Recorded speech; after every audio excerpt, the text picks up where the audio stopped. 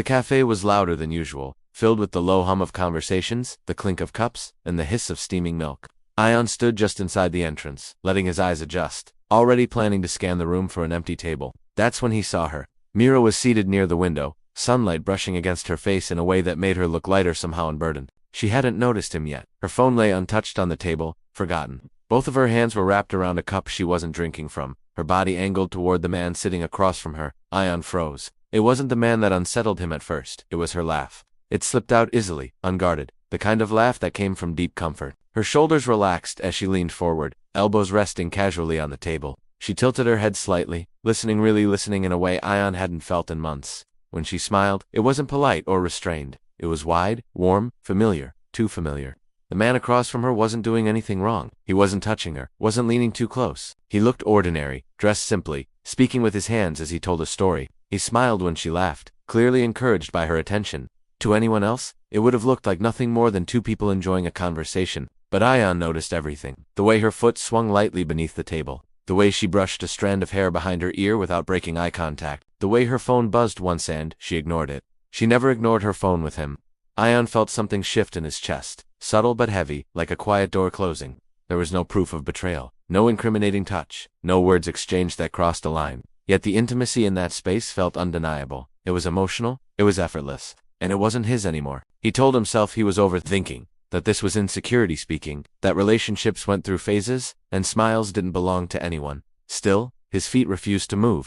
As if sensing someone's gaze, Mira finally looked up. Her eyes flicked toward the entrance, met his for half a second and widened. The smile on her face faltered, just enough to notice. Not guilt, not fear, just surprise. Ion didn't wave, he didn't step forward. He just stood there, realizing that whatever this was, it had already begun. She smiled at him the way she used to smile at me. In the beginning, loving Myra felt effortless. Ion remembered the first few months clearly, the way time seemed to stretch whenever they were together. Conversations lasted for hours without either of them checking the clock. She used to listen with her whole body, leaning in, asking questions, remembering the smallest details about his day. When he spoke, she made him feel like nothing else in the room mattered. He showed up for her in ways that felt natural at the time. Late-night calls when she couldn't sleep. Long walks after work just so she could talk through her thoughts. He learned her favorite coffee order without asking. Memorized the songs that calmed her down. Adjusted his schedule so he could be present when she needed him. Being there wasn't a sacrifice, it was how he loved.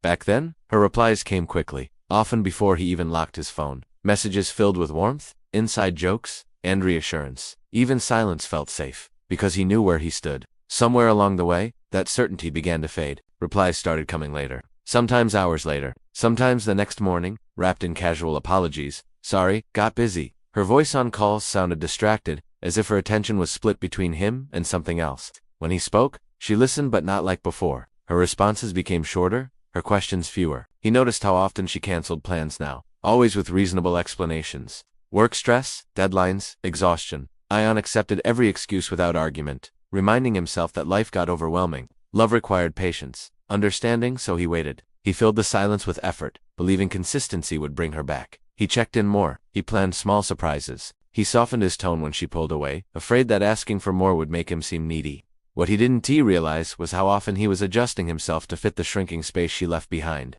The intimacy that once flowed naturally now felt scheduled, forced into gaps between her obligations. When he shared something meaningful, she acknowledged it but rarely lingered. Moments that used to feel shared now felt borrowed. Still, he defended her even in his own mind. She's just tired. Work is draining her. This phase will pass. It never occurred to him that while he was trying to preserve what they had, something else might already be filling that space. One night, after sending a message that sat unread for hours, Ion stared at his phone and felt an unfamiliar thought settle in. He wasn't waiting for her anymore. He was competing for her attention without ever being told there was a competition at all. And that realization left one question echoing quietly in his chest.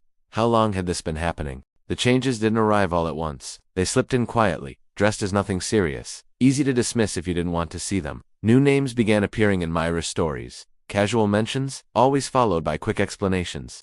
A coworker who just gets her humor. A friend who helped her stay motivated at work. The names repeated often enough to feel familiar, yet never enough to raise alarms, at least not out loud. She spoke about them lightly, almost carelessly, as if their presence required no second thought. When Ion finally asked carefully, calmly, her response came instantly. You're overthinking, she said, smiling in a way that made the concern feel childish. Not everything has to mean something, so he let it go. Boundaries blurred in ways that were hard to define. Late night messages, she replied to instantly, even while his texts waited. Calls taken in another room. Phone tilted slightly away when she scrolled. Nothing obvious, nothing concrete. Just enough distance to make him feel like he was standing on the edge of something he couldn't name. Each time his intuition stirred, fear quickly followed. Fear of being labeled insecure. Fear of pushing her away. Fear of confirming what he wasn't ready to accept. So Ion chose silence. He told himself trust meant restraint, that real love didn't question every interaction, that confronting her without proof would only create problems that didn't exist. He swallowed his discomfort and replaced it with patience, convincing himself that doubt was his flaw to manage, not her responsibility to address. But the unease didn't disappear.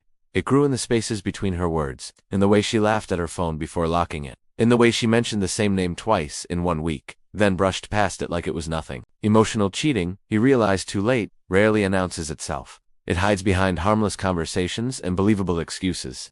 It wears innocence so convincingly that questioning it feels like betrayal.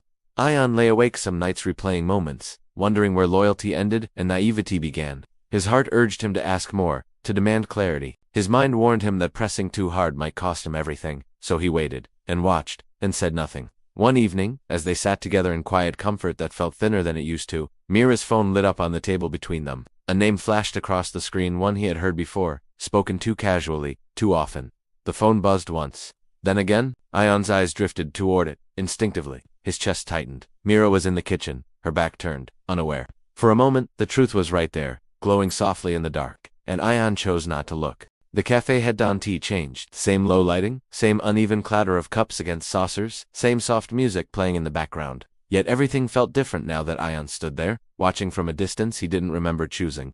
The man across from Mira said something, nothing dramatic, nothing loud, just a simple remark, spoken with an easy confidence. Whatever it was, it reached her in a way Ion's words hadn't in a long time. Mira laughed, not politely, not briefly, but freely. Her head tilted back slightly, eyes narrowing with genuine amusement. For a second, she forgot where she was. Then she leaned in. It was a small movement, barely noticeable to anyone else.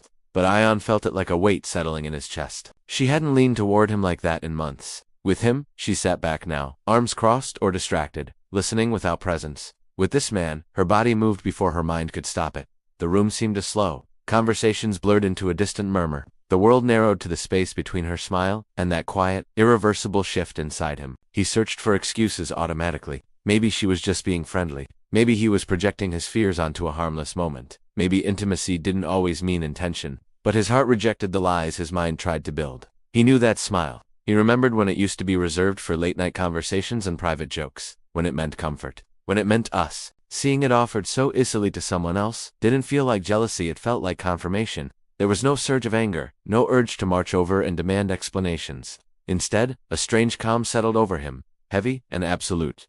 The questions he had been avoiding finally answered themselves without words. Love wasn't supposed to feel like this, like standing outside your own relationship, watching someone else step into the space you once occupied. Mira reached for her cup, still smiling, unaware of the quiet collapse happening across the room. The man smiled back, encouraged, unaware of the boundary he had crossed without ever being told it existed. Ion realized then that confrontations were for moments that could still be saved. This wasn't one of them.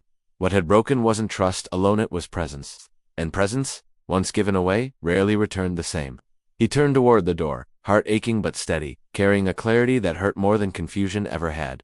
I didn't lose her that night. I had already lost her. The apartment was quiet in the way that made every sound feel louder than it should. The clock on the wall ticked steadily, marking time neither of them seemed eager to acknowledge. Mira sat on the edge of the couch, scrolling through her phone. Ion stood near the window, watching the city lights flicker like distant signals that never quite reached him. He didn't raise his voice when he spoke. He didn't accuse. He didn't mention the cafe right away. I feel like you've been distant lately, he said, choosing his words carefully. Like I'm not really here with you anymore. Mira looked up, mildly surprised, then sighed. You're reading too much into things. I'm not trying to argue, he replied. I just want to understand. She shrugged, a small, dismissive movement. There's nothing to understand. I've just been busy. You know how work is? Ion nodded, even though the answer landed hollow. He pressed on, slower now. And the people you've been talking to? The late messages. Her expression tightened out with guilt, but irritation.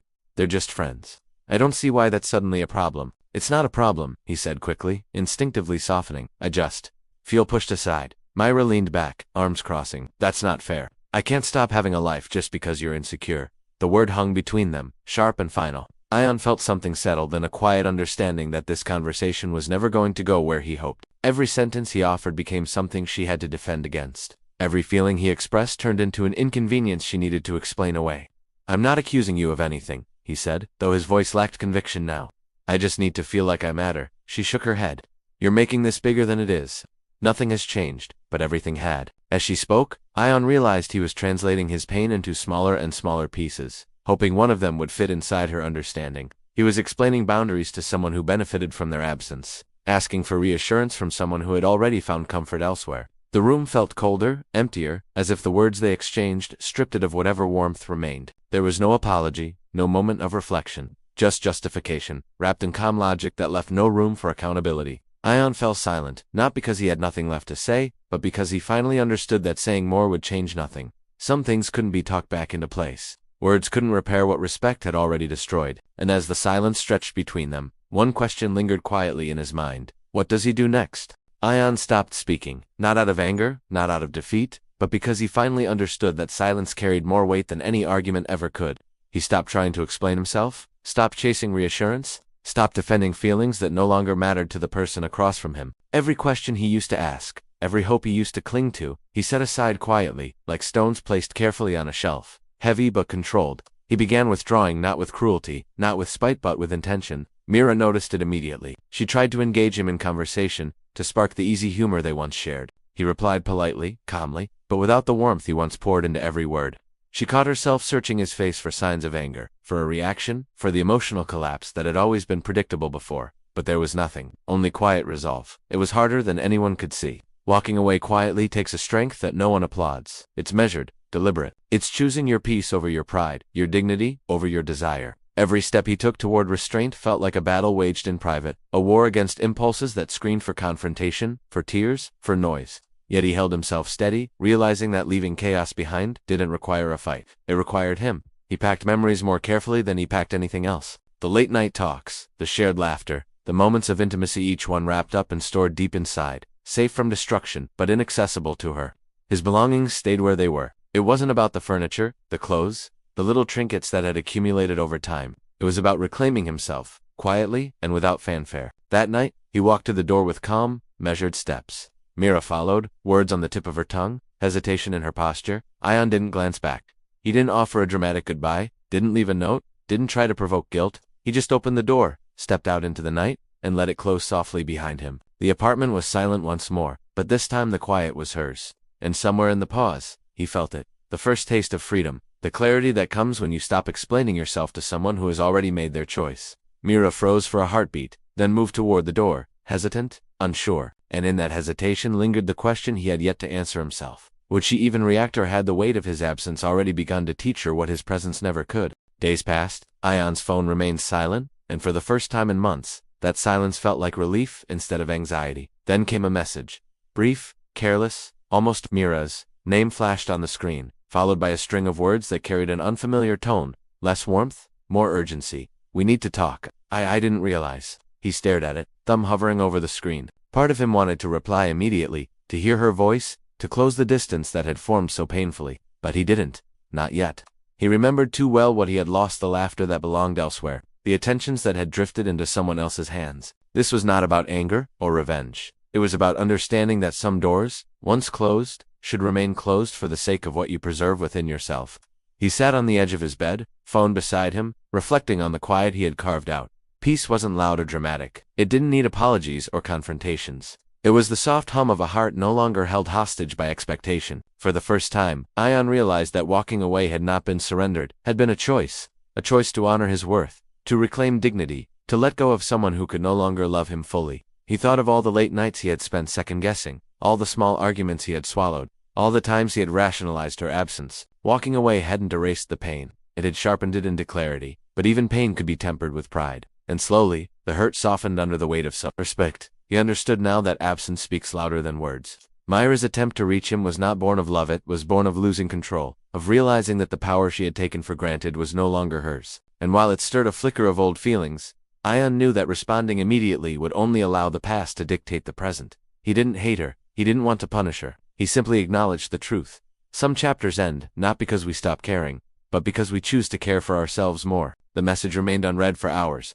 Ion placed the phone down, closing his eyes and breathing deeply. The pain was still there, quiet but insistent, but it no longer ruled him. What remained was dignity, what remained was choice. He smiled faintly to himself, a small, steady acceptance, not closure, just understanding. And in that acceptance, he whispered quietly to himself and to anyone who had ever loved and lost that sometimes walking away is the loudest answer of all. Have you ever chosen yourself over someone else's presence, even when your heart screamed to stay? I want to speak to you directly because if you've ever felt the quiet betrayal of love, you'll understand exactly what I mean. Sometimes, the hardest battles aren't fought with raised voices or dramatic confrontations.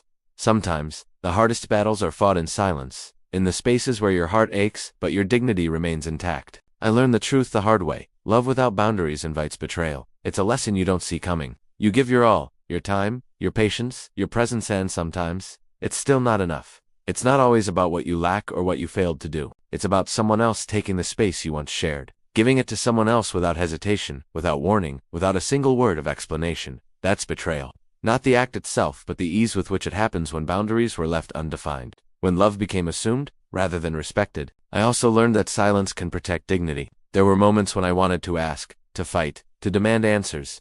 There were nights when my heart screamed for confrontation, for justice, for recognition of my pain. But I realized that speaking sometimes gives power to the wrong person. When you walk away quietly, when you choose restraint over chaos, you reclaim your own strength. You don't prove anything to them, you prove something to yourself. Silence is not weakness, it's armor. It's a shield that preserves the best part of you, your integrity, and self-respect. Self-respect is not abandonment. Walking away doesn't mean you stopped caring. It doesn't mean you failed or gave up. It doesn't mean the love you offered was wasted. It means you recognized that your heart deserves a space where it is valued, where attention is mutual, where respect is earned and not assumed. It means you are choosing yourself in a world that often asks you to compromise the very thing that makes you whole. I won't leave. The pain remains. The ache of seeing what once was given freely, now offered to someone else, does not disappear overnight. But the pain is lighter when it is carried with dignity.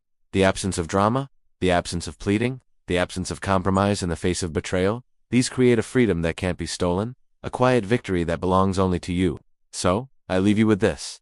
If you've ever been in my shoes, if you've ever stayed quiet while your heart broke, if you've ever realized that walking away was the bravest thing you could do, then you know the truth. Love can hurt, love can betray, but self-respect can heal. Have you ever watched someone choose someone else without saying a word? Have you ever stayed quiet not because you were weak, but because you were done? If this story felt real, comment, walk away. Share it with someone who needs the courage to choose themselves. Sometimes the loudest answer is the one that says nothing at all, and that's the answer that will save you.